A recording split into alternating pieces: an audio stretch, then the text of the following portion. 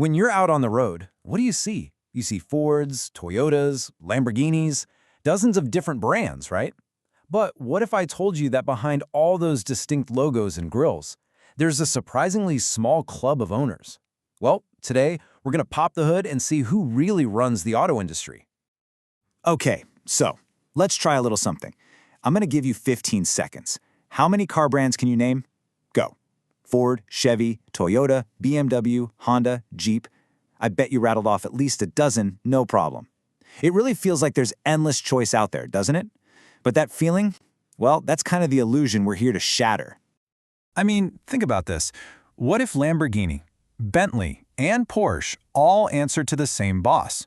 You've got the absolute peak of Italian supercar drama, British luxury, and German sports car engineering, all reporting to the very same headquarters. Sounds crazy, right? But it is totally 100% true. And that one fact gets right to the heart of what we're digging into today. And that is just the tip of the iceberg, folks. The auto industry is in this wide open field of scrappy competitors. Now, it's more like a really dense forest with just a few massive overlapping family trees. So let's start untangling the first big one. And honestly, there is no better place to start than with one of the biggest and frankly most surprising corporate families of them all, the Volkswagen Group. Their lineup is the perfect example of how one single company can control brands that seem like they're from different planets. Just take a look at the sheer range we're talking about here. You've got Volkswagen, the practical people's car. Then there's Audi for that sleek German luxury and tech. Porsche, the legendary sports car. Bentley, the absolute definition of British grand touring. And of course, Lamborghini for pure, unfiltered Italian theater. They all feel like fierce rivals, but in reality, they're all siblings living under one massive corporate roof.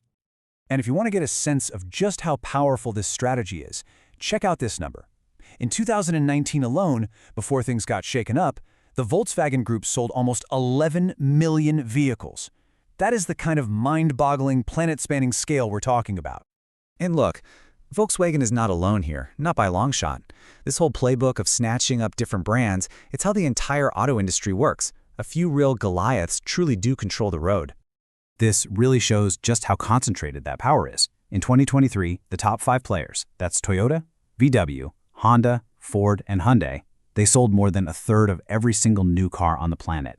Think about that. 1 out of every 3 cars comes from just 5 companies. Now, let's talk about another giant.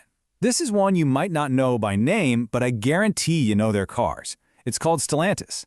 This powerhouse is brand new, actually. It was formed in 2021 from this colossal merger between the Italian-American Fiat Chrysler and France's PSA Group. And just think about this wild mix, all under one umbrella. You've got these tough, rugged American brands like Jeep, Ram, and Dodge sharing a garage with stylish Italian icons like Alfa Romeo, Maserati, and Fiat. Oh, and they also own huge European brands like Peugeot and Citroën. It's a truly global and kind of weird family. Of course, you can't have a conversation about industry giants without talking about the 2 companies that pretty much wrote the rulebook, the historic American titans, General Motors and Ford. Now, they've definitely trimmed things down over the years, so long Oldsmobile, Pontiac, Mercury, but these 2 are still absolute behemoths. GM is the parent company of Chevy, Buick, Cadillac, and GMC, and Ford has its main brand plus the luxury of Lincoln. Together, they are still a dominant force, especially here in the US. But this story isn't just about America and Europe.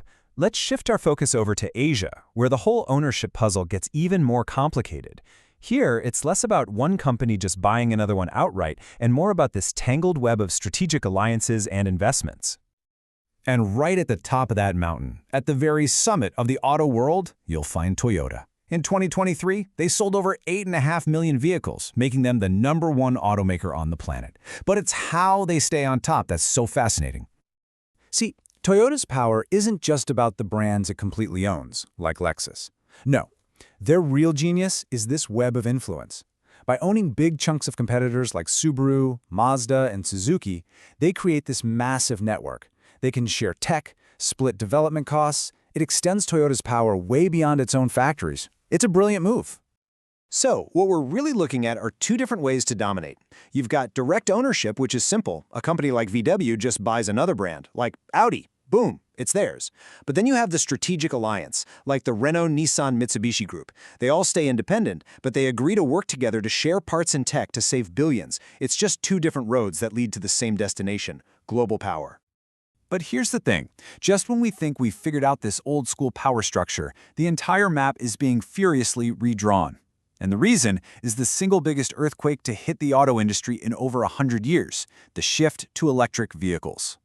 And make no mistake, this move to EVs is so much more than just swapping a gas tank for a battery.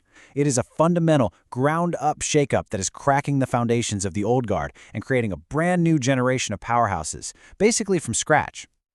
The growth rates alone tell the entire story. In 2023, China's BYD grew its sales by over 47%. Tesla by almost 32%. Now, compare that to a legacy giant like Volkswagen. They grew by a respectable, but tiny in comparison, 3.3%. The new kids on the block are expanding at a speed the old guard can only dream of. And it's not just the pure EV startups that are changing the game. Take a look at China's Geely Group. They're building a whole new kind of empire.